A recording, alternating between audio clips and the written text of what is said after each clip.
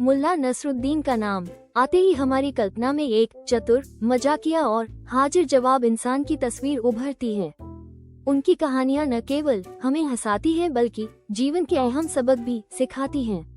आज की कहानी में मुल्ला नसरुद्दीन ने अपने अनोखे अंदाज में एक मुश्किल विवाद का ऐसा हल निकाला जिसे सुनकर हर कोई हंस पड़ा।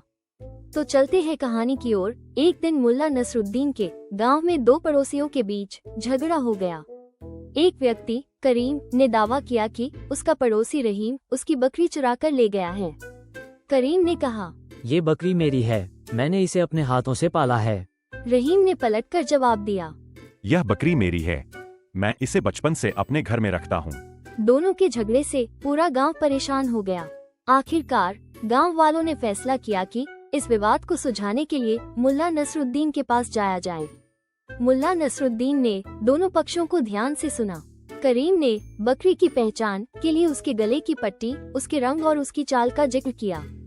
रहीम ने भी बकरी के खाने की आदतें और उसकी पसंदीदा जगहों का हवाला दिया।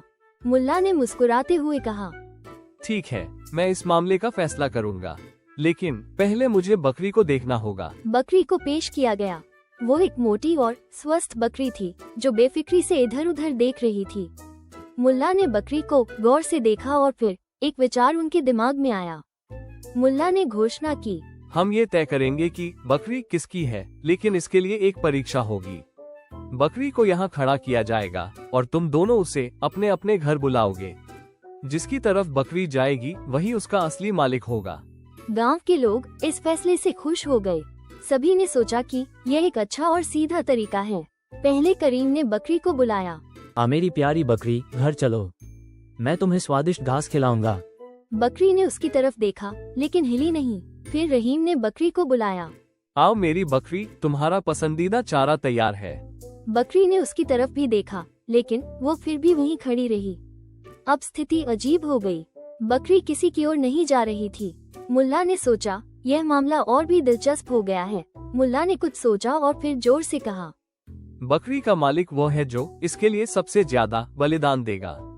इसलिए अब ये तय होगा कि तुम दोनों में से कौन इसे अधिक चाहता है।